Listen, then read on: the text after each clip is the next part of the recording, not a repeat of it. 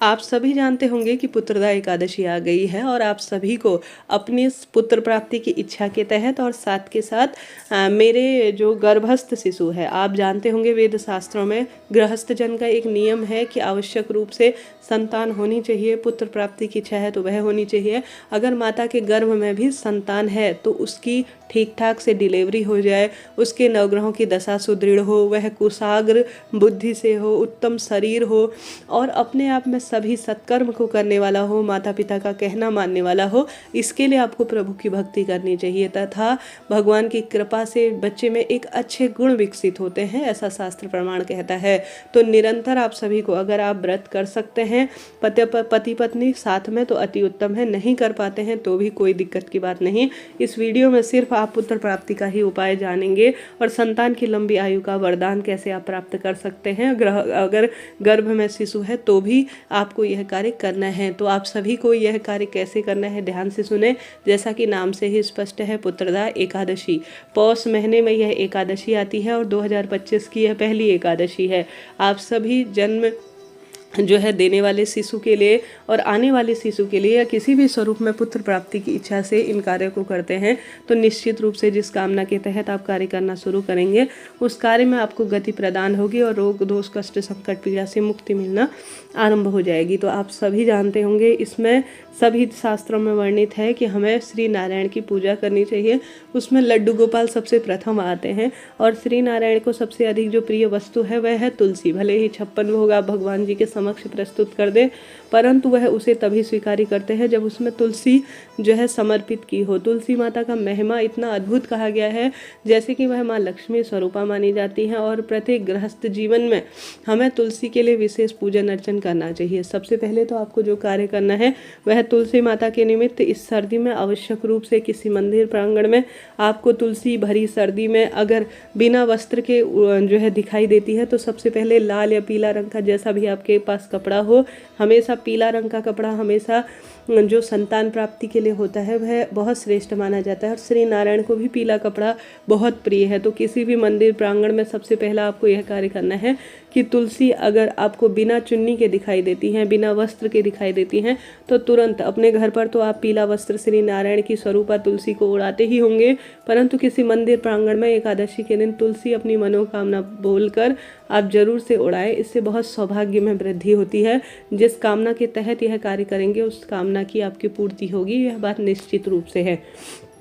अब आप सभी को तुलसी का कार्य कैसा करना है इससे पहले आपको बताते हुए चलूँ, कभी भूल से भी एकादशी के दिन तुलसी में जल नहीं चढ़ाया जाता और तुलसी तोड़ी नहीं जाती।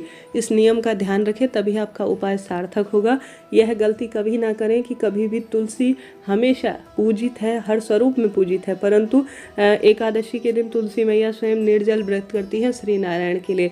व्रतों में सबसे उत्तम व्रत है यह। ऐसे में आप सभी कोशिश करें व्रत कर पाए, न कर पाते हों तो भी श्री नारायण के लिए सुंदर तुलसी के पत्ते आप एकादशी तिथि शुरू होने से पहले ही तोड़ लीजिएगा। अब आप सभी को कैसे करना है ध्यान से सुने। सबसे पहले आप सभी इस दिन श्री नारायण का नाम लेते हुए ब्रह्म मुहूर्त में कोशिश करें आप उठ पाए। ब्रह्म मुहूर्त में हमारी एकाग्रचित्तता बहुत अच्छी होती है और भगवान का एक निश्चित रूप से आशीर्वाद मिलता है। तो ब्रह्म मुहूर्त में उठकर सबसे पहले आप सभी गंगा जल मिश्रित जल और एक चुटकी हल्दी और तुलसी की लकड़ी को नहाने के पानी में घुमा लीजिए। तुलसी की लकड़ी बाथरूम में नहीं छोड़नी है, उसे अपने घर के मंदिर में रखना है। तुलसी की लकड़ी हर स्वरूप में सुख प्रदान करती है। तो नहाने के पानी में आप सभी को तुलसी की लकड़ी पति पत्नी को घुमानी है। ओम नमो भगवते वासुदेवाय महामंत्र का जाप करते हुए पीले रंग के ही कपड़े पहनने हैं, बहुत शुभ माना जाता है। उसके बाद यह महीना पौष का है और श्री नारायण को बहुत प्रिय है। तो आप सभी को जो है यह महीना पौष का सूर्य भगवान को समर्पित होने के बाद आप सभी को सूर्य भगवान को जल चढ़ाना है, क्योंकि यह जल चढ़ाते हैं ना आप एकादशी के दिन सूर्य भगवान को, तो यह हमारे पितरों को भी इसका एक अंश प्राप्त हो जाता है। उसके बाद तुलसी माता के समक्ष आपको तुलसी माता की जो मिट्टी है उसे अपने मस्तक पर धारण कर लेना है। धारण करने के बाद आप सभी को जो मिट्टी है उसके बाद तुलसी माता में आवश्यक रूप से आपको जल नहीं चढ़ाना है, परंतु गोल बत्ती का घी का दीपक या आप लंबी बत्ती भी प्रयोग कर सकते हैं। देखिए यहाँ पर तुलसी में गोल बत्ती भी लगती है, लंबी बत्ती भी लगती है। गोल बत्ती इसलिए लगती है क्योंकि श्री नारायण शालिग्राम जी स्वरूप में तुलसी माता के समक्ष साथ ही विराजमान रहते हैं। लंबी बत्ती इसलिए लगती है कि लक्ष्मी स्वरूपा में मानी जाती है। तो घी का दीपक या तिल के तेल का प्रयोग कर आप 1 चुटकी हल्दी मिलाकर यह कार्य करें। उसके बाद आप सभी को 11, 21, 51, 108 जितने भी आपसे तुलसी के पत्ते प्राप्त हो जाए पूजा की थाली में आपको रख लेना है।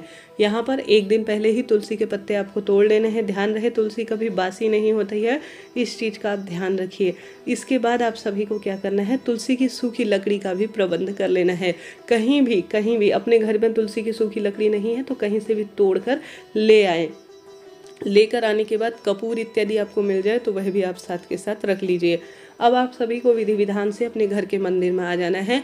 लड्डू गोपाल की विधि विधान से आरती कर लेनी है, दीपक लगाना है। संभव हो तो दिन रात्रि अखंड दीपक अपनी मनोकामना कहते हुए आप लगा सकते हैं श्री नारायण के समक्ष।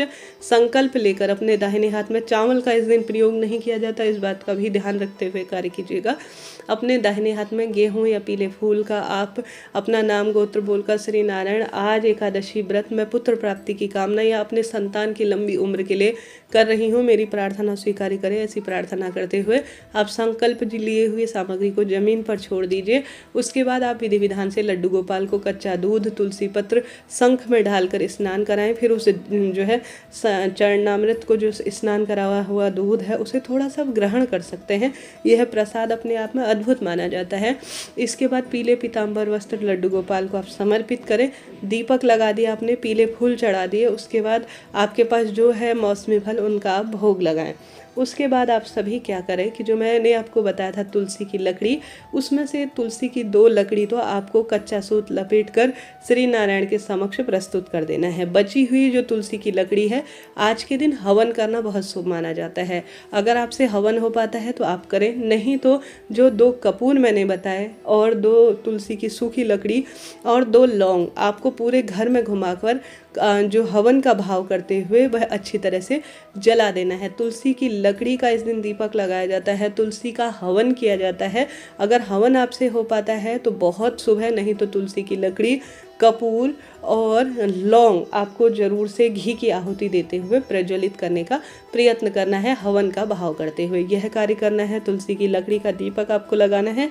उसके बाद तुलसी के 11, 21, 51 जितने भी आपने 108 पत्ते लिए हैं, उनमें सभी में थोड़ा थोड़ा चंदन लगाकर पीला धागा लेकर अपनी मनोकामना कहकर श्री नारायण के गले में माला बनाकर तुलसी की आपको समर्पित करनी है। ऐसा शास्त्रों में वर्णित है। जैसे कि आप सभी को सोने, चांदी, हीरे, मोती का कोई हार पहनाता है तो आप कितना प्रसन्न होते हैं, उसके प्रति आपका प्रेम बढ़ जाता है। ठीक उसी तरह से अगर आप श्री नारायण को, जैसा उन्हें पीला धागा प्रिय है, पीला धागा लेकर, चंदन उन्हें प्रिय है पीला वाला, तुलसी की जो माला है वह सबसे अधिक प्रिय है। जैसे माता गौरा को, माता दुर्गा को लौंग की माला प्रिय है, हनुमान जी को आंकड़े के पत्तों की माला प्रिय है और महादेव को बेलपत्र की माला प्रिय है, उसी तरह से श्री नारायण को जो सबसे अधिक प्रिय है वह है तुलसी की लकड़ी का दीपक, तुलसी की लकड़ी का हवन उनके समक्ष किया जाने वाला, और साथ के साथ तुलसी की पत्तियाँ, तुलसी की पत्तियों में आपको चंदन जरूर से लगाना है, वह श्री नारायण को बहुत प्रिय है। अब तुलसी की पत्तियों को आपको अच्छी तरह से माला स्वरूप में, कम 11 मिल जाए तो 11 ले लीजिए, 21 मिल जाए तो 21, 51 मिल जाए तो 51, जितनी मिल जाए उतनी आपको ले लेनी है। परंतु ध्यान रहे चंदन लगाना है और सुई नहीं चुभोनी है तुलसी में। तुलसी की पत्तियों को आपको पीले धागे में बांधते जाना है। अब जब आप धागा बांधेंगे ना तो आप सभी को क्या करना है कि अपनी मनोकामना भी बोलते जानी है। ठीक है, धागा बांधेंगे, गांठ सी लगाएंगे तुलसी की पत्तियों में, तो उसी से साथ साथ मुझे पुत्र प्राप्ति हो, या आपके गर्भस्थ शिशु है तो मेरी जो है कुशाग्र बुद्धि का मुझे बालक मिले, दीर्घायु बालक मिले, ऐसी प्रार्थना करते हुए अगर माता पिता, सास ससुर भी अपने बच्चों के लिए कर सकते हैं, स्वयं जो है माता पिता अपनी बहन बेटियों किसी के लिए भी कर सकते हैं। कुल मिलाकर यह उपाय कोई कहा सुना नहीं है, यह चमत्कारी उपाय है और सिद्ध उपाय इसे कहा जाता है। तो आप इस दिव्य पुत्रदा एकादशी का व्रत कर पाएँ या नहीं भी कर पाए तो भी इस दिव्य प्रयोग को आप एक बार प्रैक्टिकल कर देखिए। कैसी भी दुविधा चल रही हो, कैसा भी संकट आपके जीवन को प्रभावित कर रहा हो, कैसी भी दुविधा में आपका जीवन चल रहा हो, उन दुविधा का अंत होगा और एक बार में आपकी परेशानियां मिट जाएंगी, इस बात की गारंटी है। जीवन में हार रहे हैं, दुख पा रहे हैं, कष्ट कर्ज में आपका जीवन चल रहा है और हर स्वरूप में आपको लगता है कि मेरे परिवार में वंश वृद्धि कैसे हो या मेरे गर्भस्थ जो शिशु है वह डिलीवरी कैसे हो, तो आपको यह प्रयोग कर लेना चाहिए। हारी बीमारी तो दूर होगी ही, और बच्चे की जो आजकल दिक्कतें चल रही है गर्भस्थ शिशु की, बाद में कोई प्रॉब्लम होने से अच्छा है समय से प्रभु की आराधना की जाए।